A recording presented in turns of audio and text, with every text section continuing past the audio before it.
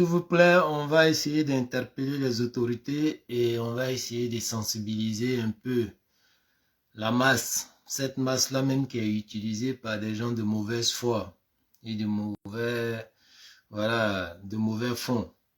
Donc, permettez-moi aussi de prendre quelques minutes ou bien quelques secondes pour partager de telle sorte que, voilà, on puisse interpeller tout le monde et pour qu'on puisse sensibiliser pas mal de personnes.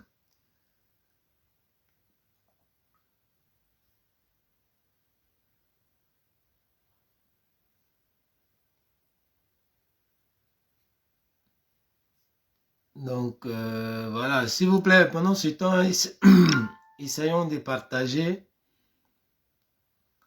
Comme ça, on va avancer rapidement. Je compte sur vous pour les partages. Ça ne paye pas, mais bon, ça permet de sensibiliser le maximum de personnes. C'est comment, Fadel? Mes respects depuis ta position. Tu es rentré en brousse.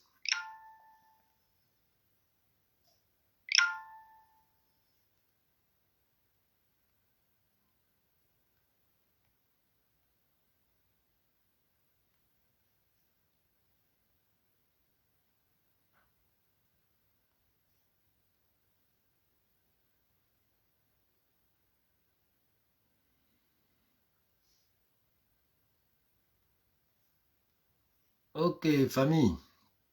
Donc, rebonjour à tout le monde et merci à ceux qui ont déjà partagé, merci à ceux qui vont tapoter pour pouvoir sécuriser le live.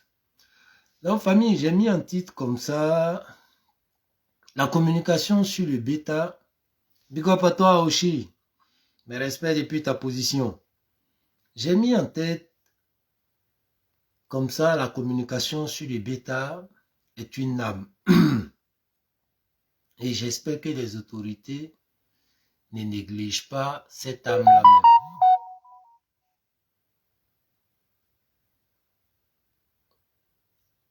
Ah, zut.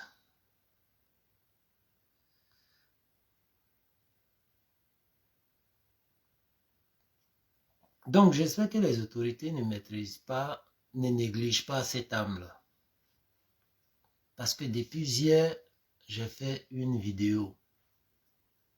Parce qu'il y a des gens comme ça, qui étaient dans la manipulation et la réussite même dans cette canne-là, ça ne les intéresse pas. Au contraire même, là, ça les met en transe. Donc, qu'est-ce qu'ils vont faire? Ils vont commencer à manipuler la masse, ils vont s'appuyer sur des détails pour pouvoir créer toujours des zizanies. On a vu les gars, ils ont sauté sur l'occasion pour pouvoir saluer le nom des gouvernants de ce pays-là. Lorsque les Maliens étaient arrêtés à la frontière, ouais, vous avez vu, les autorités de la Côte d'Ivoire ne respectent pas les étrangers. Voilà, on dit calme de l'hospitalité, mais par contre, voici ce qu'ils sont en train de faire et tout. Après, quelle occasion s'est présentée lorsque la Côte d'Ivoire a perdu, ils ont encore manipulé des jeunes à aller casser, à aller brûler, parce que la réussite de cette canne-là, eux, ça ne les intéresse pas. Il faut que ça se gâte pour qu'on dise, voilà, c'est bien. Ils n'ont pas dit ils peuvent. Voilà, voilà. Et tout ça, c'est toujours relayé sur le bêta. Après, ils ont essayé comme quoi ils ont manipulé des jeunes qui sont allés comme ça arracher le drapeau de la Côte d'Ivoire sur le camp de le QG des Sénégalais. Et puis lancer quelques cailloux là-bas. Après, appeler les Sénégalais, communiquer, oui, vous avez vu, les Ivoiriens sont en train de s'en prendre au truc aux Sénégalais, rentrer ici, sortir ici. Ceux qui ont été manipulés et qui sont allés s'adonner à ces pratiques-là ont été arrêtés, interpellés et tout. Et après, hier, on a assisté à la défaite du Sénégal.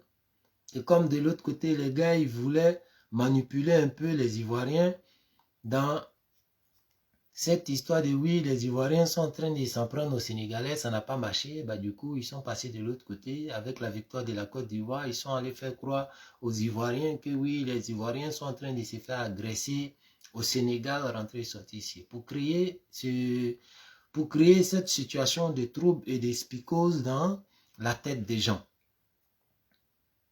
Mais tout ça se passe sur quoi? sur les réseaux. C'est vrai, on va me parler de la PSCC et tout ça là, police et de cybercriminalité en Côte d'Ivoire et tout. Mais le problème est que oui, on peut créer ces structures-là pour essayer de lutter contre ça. Est-ce que c'est pas un peu limité? Est-ce qu'on ne vient pas à un moment où c'est un peu trop tard? Parce qu'aujourd'hui, le problème, tout le monde a un téléphone, tout le monde a Internet, et les gens, ils se jettent dans la communication. Chacun veut devenir star. Il y a pour d'autres, bon, eux, ils sont dans la sensibilisation de façon bénévole. C'est bien. Mais la majorité est que les gars, ils veulent devenir stars à travers ce monde numérique-là. Voici le vrai problème. Tout le monde veut devenir star, la majorité en tout cas. Je vais avoir plus d'abonnés, je vais avoir plus de vues, que ce soit sur Facebook ou bien TikTok. Comme ça, quand je passe dans la rue, ah, celui-là, ah, ouais, c'est l'influenceur ou bien le TikToker, rentré ici, sorti ici. Et donc, ça communique à tout va, sans peser un peu les inconvénients de sa communication. Qu'est-ce que ça peut provoquer?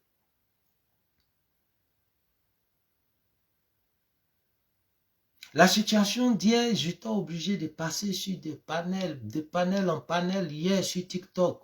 Parce que les gars, après la victoire de la Côte d'Ivoire, ils ont attendu aux environs de 1 heure, 2 heures pour monter sur les panels pour pouvoir faire passer ce message-là. Oui, les Ivoiriens sont en train de se faire agresser au Sénégal, rentrer ici, sortir ici. J'ai vu ça, j'ai compris la manipulation qui était derrière et ce que ça pouvait provoquer peut-être à notre réveil le matin où le message était déjà bien passé, comme de la manière on a vu avec la sœur qui a communiqué un moment sur le problème des trucs des Nigérians où elle a dit ouais les Aouchas sont en train de s'attaquer aux Ivoiriens, tout ça là. Et on a vu ce que ça provoquait en Côte d'Ivoire. La fille, pensant qu'elle était en train de bien faire pour interpeller les gens, elle est tombée dans un piège de manipulation de communication et ça l'a coûté la prison.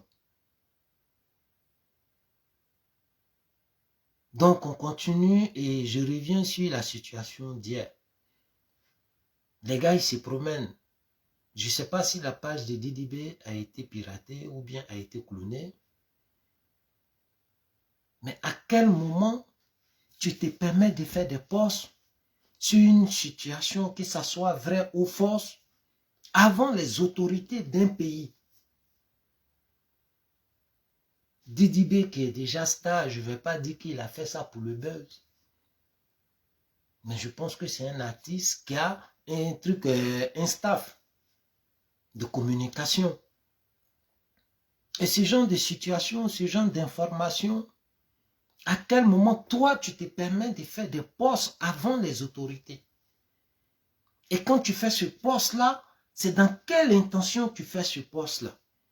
Même si ce n'est pas pour appeler les gens à un soulèvement ou bien à pratiquer la réciprocité, mais c'est que ton message, tu viens déposer quelque chose, bam, c'est chaud. Comment ça sera réceptionné de l'autre côté par les gens qui ne comprennent pas, par des gens qui vont mettre plus les émotions devant? Comment ça sera réceptionné? Et tout le monde, aujourd'hui, avec ce bêta-là, chacun veut être le premier à lancer le scoop. Ouais, c'est moi, j'ai été le premier. Ouais, c'est moi, j'ai lancé le son rapidement. J'ai les réseaux. C'est moi, j'ai les meilleures informations. Rentrez ici, sortez ici. À quel moment? Lorsqu'on sait que cette situation-là pouvait dégénérer à partir de ton poste. Tu ne sais même pas, est-ce que les autorités sont peut-être au courant de ça et sont en train de régler la situation ou bien sont en train de chercher des informations et voir comment ils peuvent gérer par la communication. Et toi, tu te permets de venir faire ce poste-là. C'était quoi le but?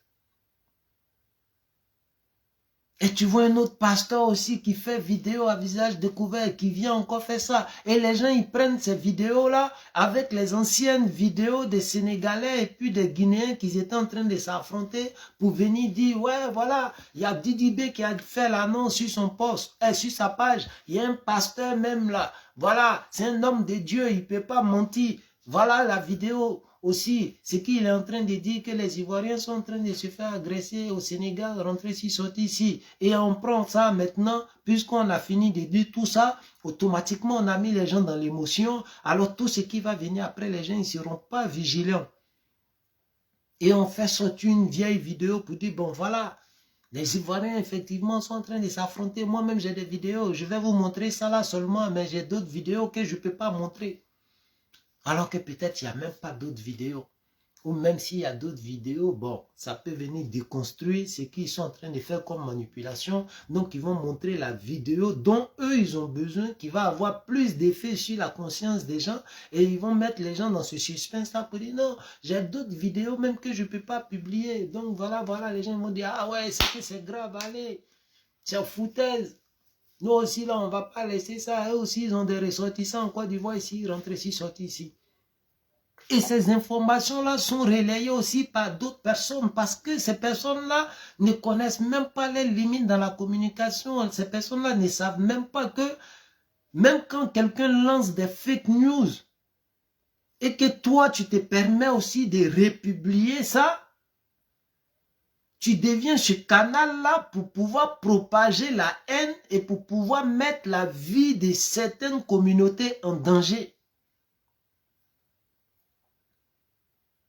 Heureusement qu'il y a des parents inquiets qu'ils avaient les enfants au Sénégal, ont appelé, ont pu contacter les ambassades et tout, et l'ambassade de trucs à la Côte d'Ivoire au Sénégal a pu, voilà, intervenir. Bon, on va trouver un peu partout, c'est comme, voilà, après peut-être la défaite de la Côte d'Ivoire, il y a des couloirs à Bobo, si tu passes là-bas alors que c'est toi tu nous as gagné, peut-être que les gars ils vont te regarder avec un coin de l'œil et tout, mais ça ne veut pas dire que tous les Ivoiriens sont en train de s'en prendre par exemple aux Sénégalais. Mais on va trouver 2-3 personnes peut-être qui ne maîtrisent pas les émotions et quand ils vont voir peut-être quelqu'un qui les a gagnés passer dans les quartiers, ils risquent de se faire bousculer, mais ça ne fait pas de ça une généralité. Et je ne dis même pas que c'est ce qui a existé. Mais la dame, par exemple, l'ambassadrice dit qu'elle a contacté le truc, le protocole de l'ambassade. Et puis voilà, ils ont pu voilà, gérer la situation. Et après encore, elle attend qu'il y a des Ivoiriens. Il y a un Ivoirien qui a été mort, qui est à l'hôpital dans un truc qui est comme eux, les CHU au truc au Sénégal. Et ils se sont rendus là-bas. On va trouver, il n'y a même pas de morts. Bon, peut-être que les gens, ils ont vite annoncé la mort. Donc, elle s'est dit, bon, s'il n'y a pas de mort, peut-être que, voilà, ils ont vite annoncé la mort, vu son état. Donc, on va se rendre aux urgences pour voir si, effectivement, il y a un Ivoirien qui a été reçu aux urgences pour voir son état et tout ça, là. On va encore aux urgences, il n'y a même pas de trucs, il n'y a même pas quelqu'un qui a été, voilà, qu'ils ont ramené comme quoi il s'est fait tabasser et tout ça, là. Mais pendant ce temps, les gens, ils sont en train de relayer les messages. Ils sont en train de relayer les messages. Mais à quel moment les autorités sortent par rapport à cette situation-là qui pouvait créer des incidents diplomatiques entre ces deux pays frères-là? À quel moment ils sortent pour interpeller les gens, pour dire, ok, il y a une situation actuellement là qui est urgente, donc tous ceux qui vont publier ce genre de fake news là, parce qu'on sait ce que ça peut provoquer, il y a des gens qui ne vont pas chercher à réfléchir, il y a des gens qui ne vont pas analyser, qui ne vont pas voir la manipulation derrière et qui vont se laisser emporter. Mais à quel moment les autorités vous sortez pour pouvoir interpeller les gens?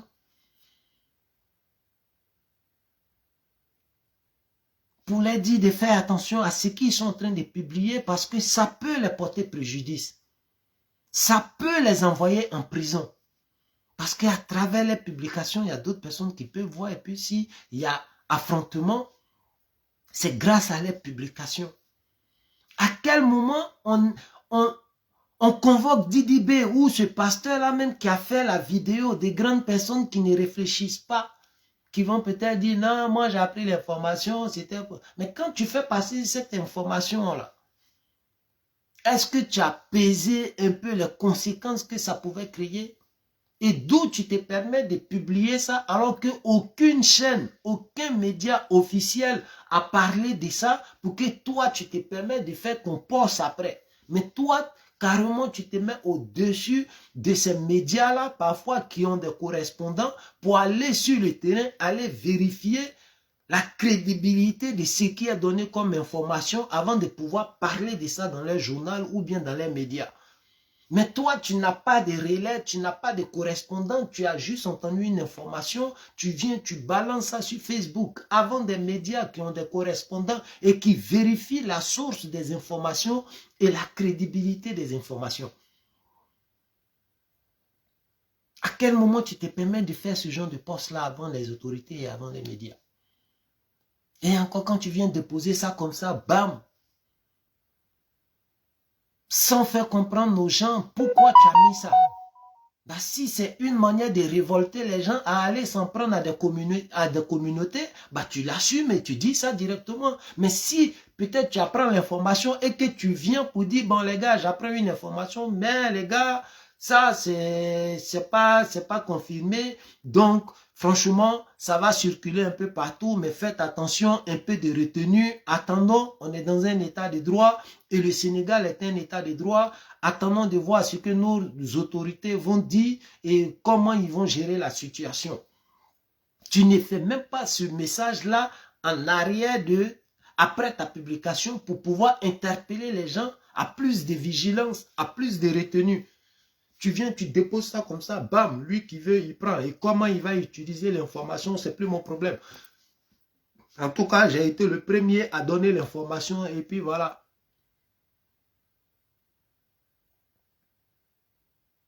Je me réveille, après l'intervention, je suis passé sur beaucoup de panels TikTok hier, parce que ceux-là même, ils ont ciblé ces gens-là, pas mal de personnes qui avaient plus d'audience sur TikTok. Des gens qui ont 3000 personnes en live, 2000 personnes en live, et tout ça là. Et ils commencent à balancer ce message-là pour dire, voilà, vous n'avez pas appris, voilà, voilà.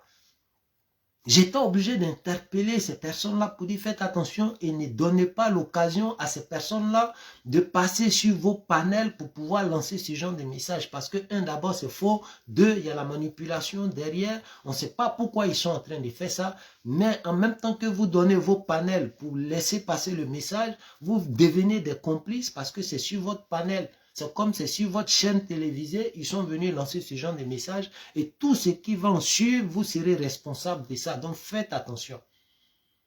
Je me suis fait insulter sur d'autres panels parce que les gars, quand j'ai commencé à déconstruire ou bien les démasquer sur ça, bah du coup, ça les plaisait pas parce que eux, ils veulent faire passer ce message-là et ils veulent que ça puisse avoir de l'effet. Donc toi, tu vas venir interpeller la vigilance des gens et pouvoir déconstruire leurs manipulations, bah tu deviens automatiquement les ennemis. Ils ont commencé, il y a d'autres où ils ont commencé à m'insulter et tout ça là. Mais c'est pas grave. Si j'ai pu interpeller des frères et sœurs, peut-être qu'ils pouvaient se faire manipuler et demain, ils allaient se retrouver en prison ou bien dans les affrontements, peut-être d'autres allaient perdre la vie. Du moment où moi j'ai pu sauver des vies, j'ai pu interpeller des gens, je suis content. Donc les injures, c'est pas grave, je prends ça, je vais digérer, je bois de l'eau dessus et puis j'avance. Mais au moins j'ai pu sauver des vies. Mais quand je vois derrière tout ça que les autorités chargées de ce truc-là ne font même pas de message pour interpeller et mettre en garde les personnes qui sont en train de lancer ce genre de messages, qui sont en train de relayer ces messages parce que tout le monde a son téléphone aujourd'hui, tout le monde a Internet, des enfants de 16 ans, 15 ans ou même des grandes personnes qui ne réfléchissent pas, qui veulent aussi avoir les parts de buzz, les parts de trucs Estamania vont se permettre de balancer tout et n'importe comment, alors que cette communication-là, c'est une arme. On peut manipuler des gens et mettre deux pays en conflit. On peut manipuler les gens par la communication et casser une famille. Et je ne vois pas des annonces de mise en garde des autorités pour pouvoir interpeller tous ceux qui vont se permettre de publier ce genre de trucs sans connaître la véracité de l'information et sans connaître la crédibilité de l'information, courent des risques peut-être d'emprisonnement, de telle sorte que les gens qui viennent aujourd'hui se lancer dans la communication puissent connaître les limites.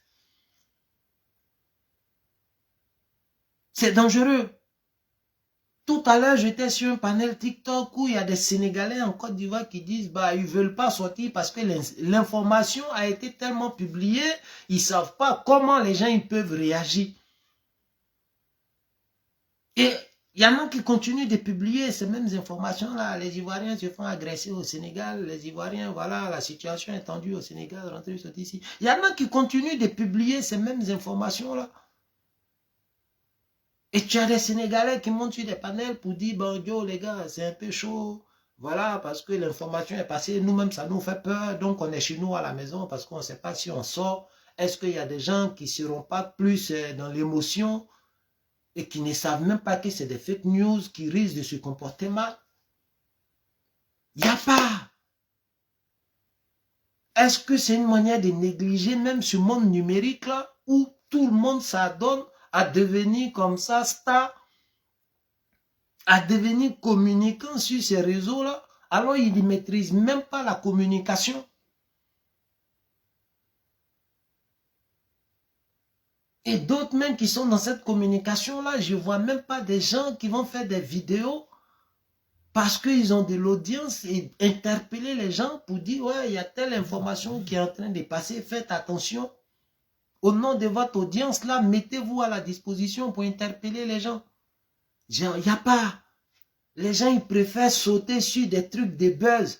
Ah, il y a le Mali, les pays de l'AES qui veulent sortir des trucs de la CEDEAO. Donc, ça, c'est des sujets qui font plus de buzz, où il y a plus de personnes qui vont venir écouter.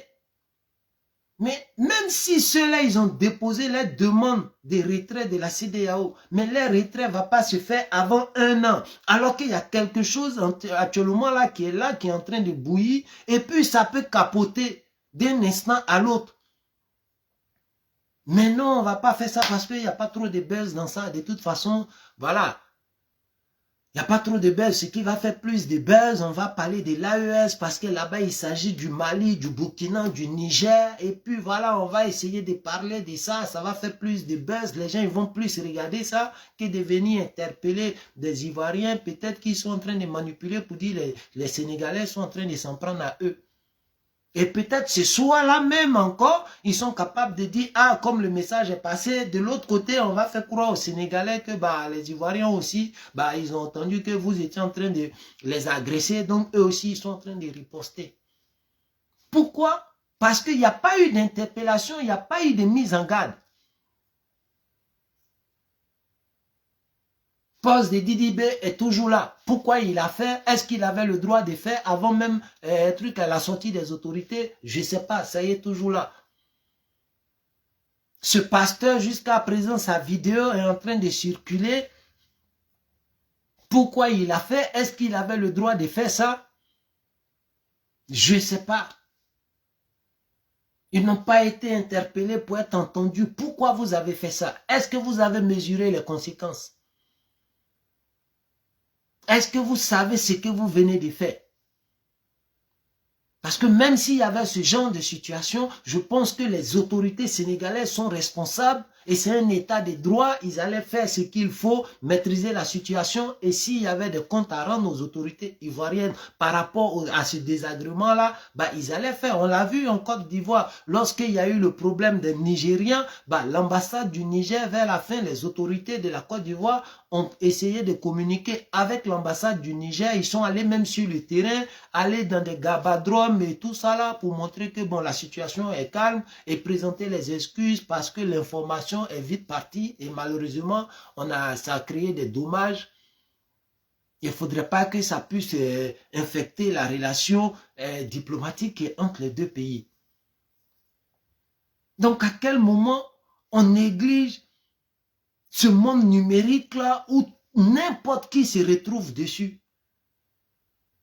Où même les plus bêtes aujourd'hui ont plus d'audience et deviennent des stars, deviennent des communicants. Ont de l'audience et à travers leur audience, on peut encore manipuler beaucoup de personnes.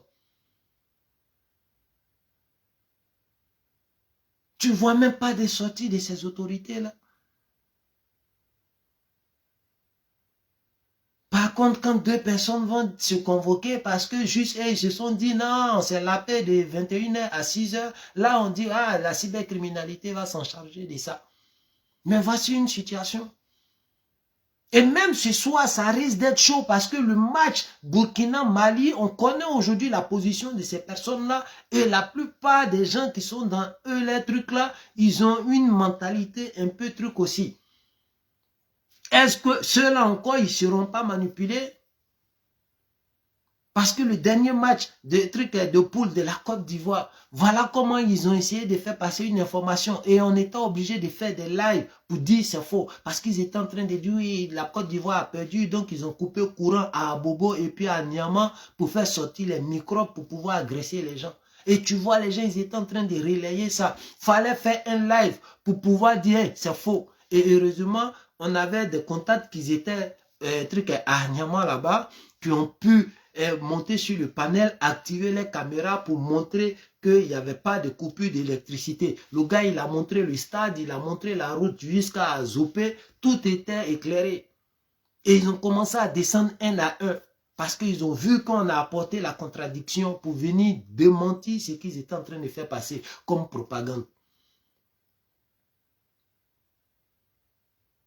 Ils ont fait ça et après ils ont essayé d'autres choses encore. Le camp des trucs des Sénégalais qui se fait attaquer à Yamoussoukro. Fallait encore communiquer avec des Sénégalais. Appeler les Sénégalais à communiquer de leur côté avec leurs parents pour dire non, c'est une manipulation, il n'y a rien à signaler et tout.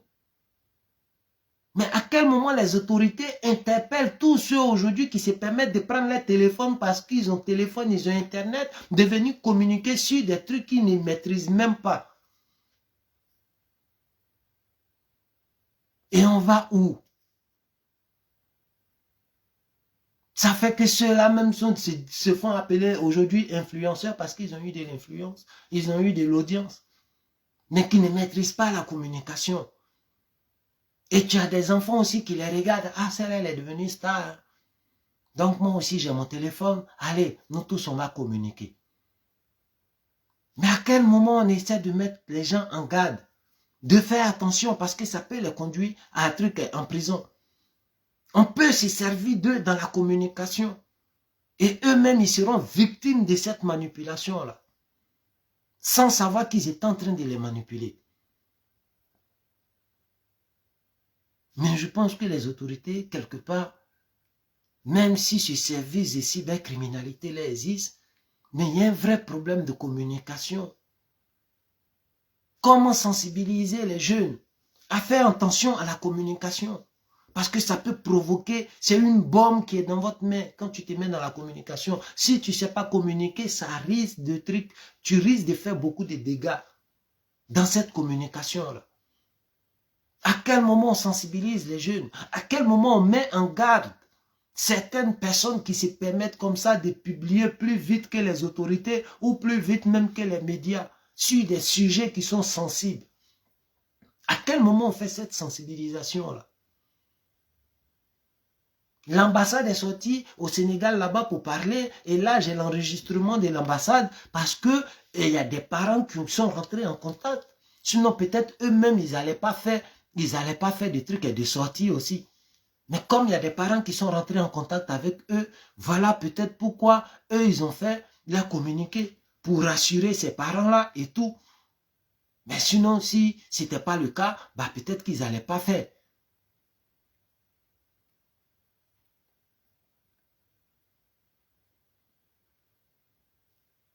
Attendez.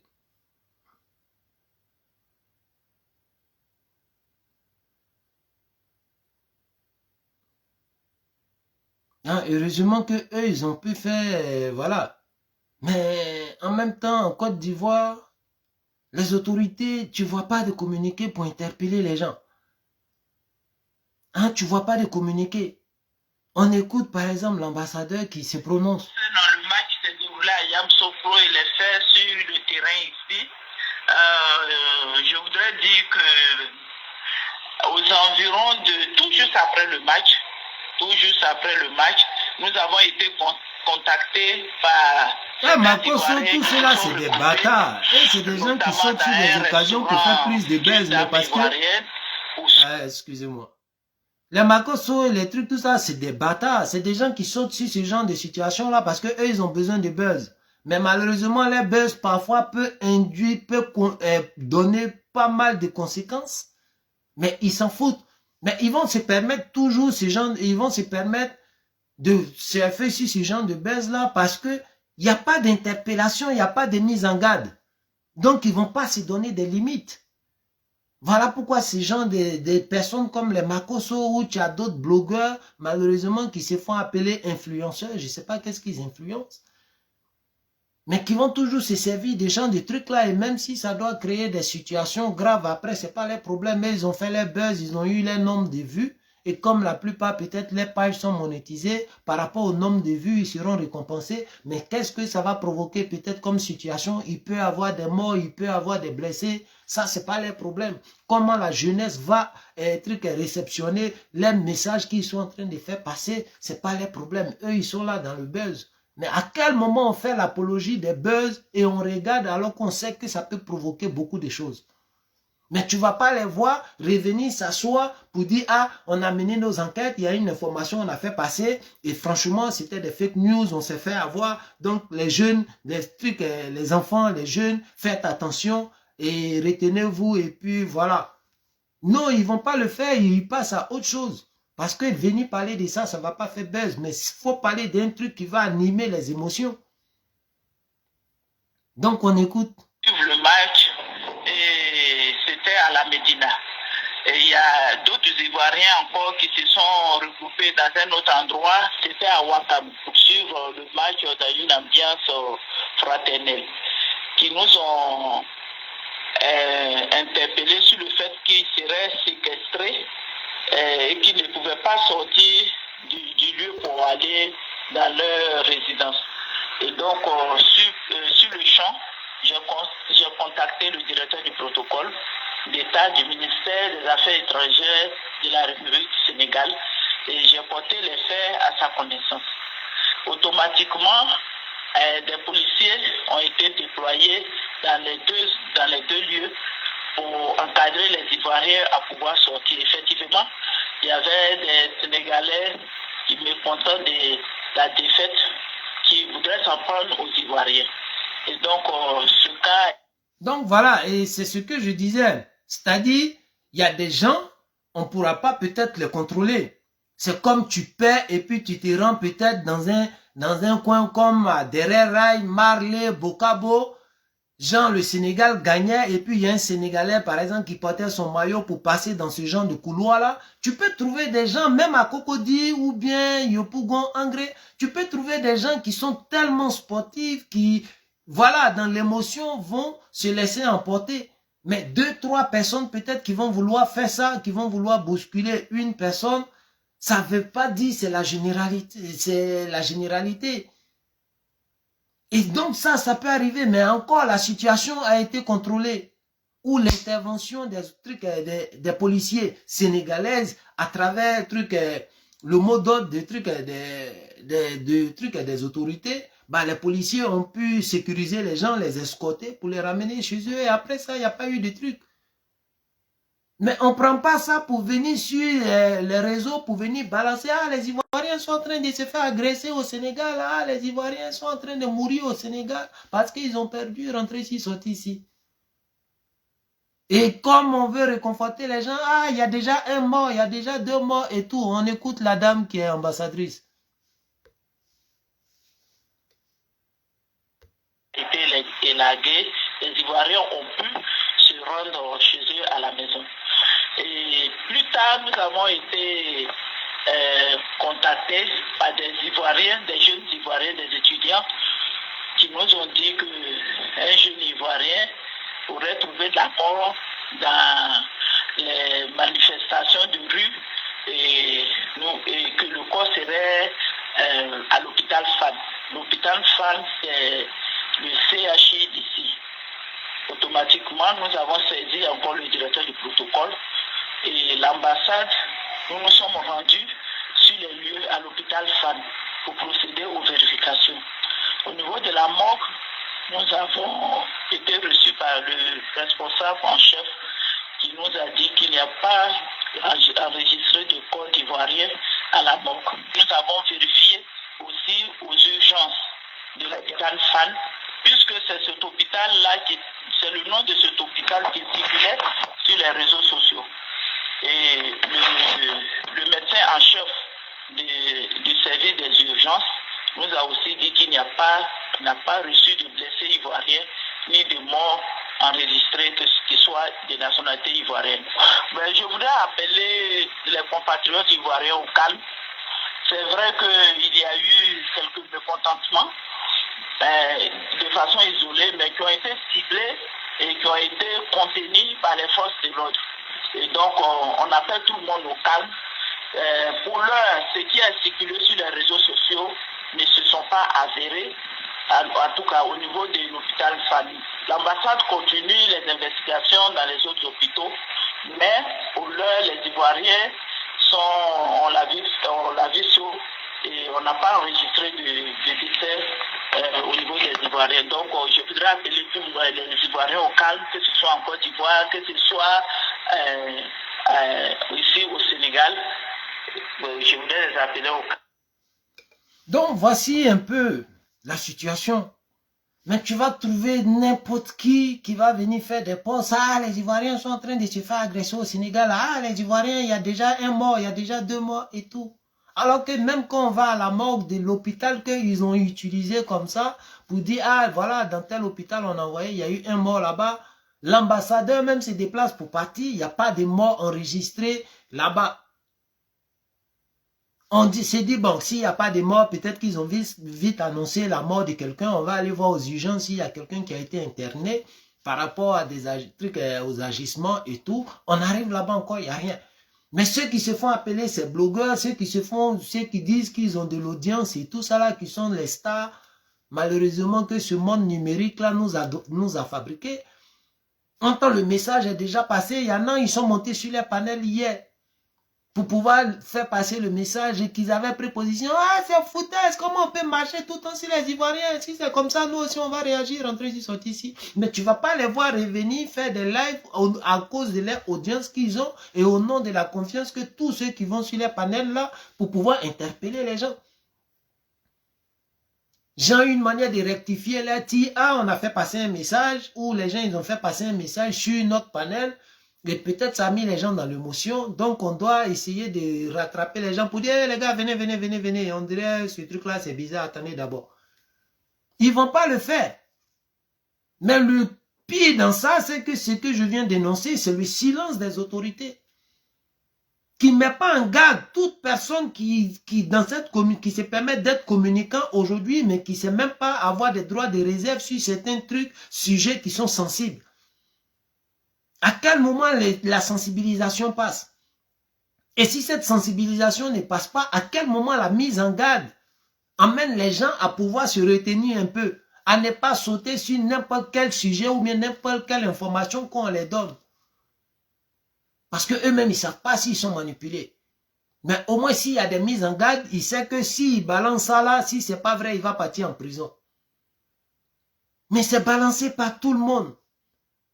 Des Sénégalais aujourd'hui en Côte d'Ivoire qui ont peur parce que de la manière le truc a déjà inondé les réseaux, ils ne savent pas comment d'autres Ivoiriens peuvent réagir. Mais il n'y a pas de communication.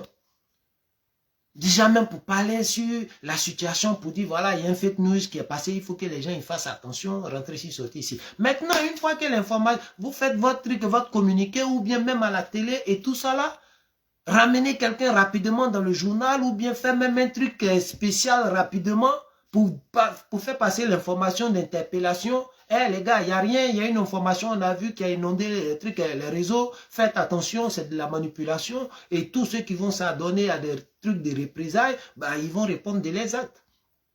Au moins, ça peut dissuader les gens. Au moins, ça peut interpeller les gens. Mais non, silence. Il n'y a rien.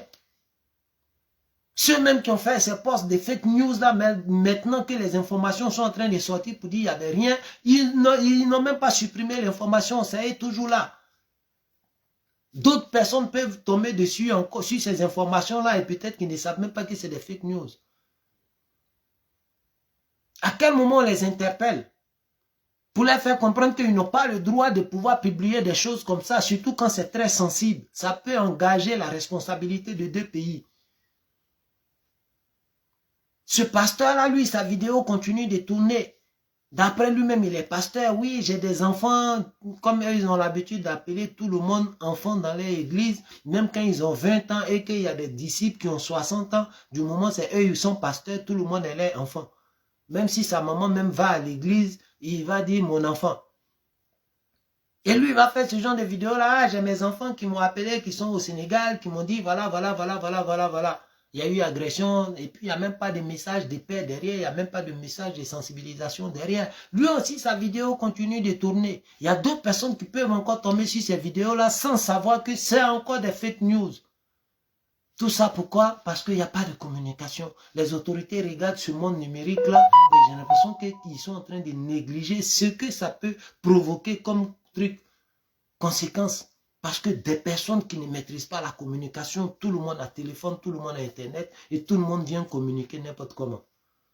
Mais bon, moi en tant qu'Ivoirien, j'ai passé une nuit blanche en train d'interpeller les gens, à faire très attention parce que derrière ça, il y avait la manipulation même de certains opposants et j'ai beaucoup affronté les soroïstes, on s'est bien allumé, mais au moins j'ai déjoué les plans. Et il y a beaucoup qui m'ont insulté, c'est pas grave. Si j'ai pu interpeller des gens pour sauver des vies, moi, ma mission est gagnée.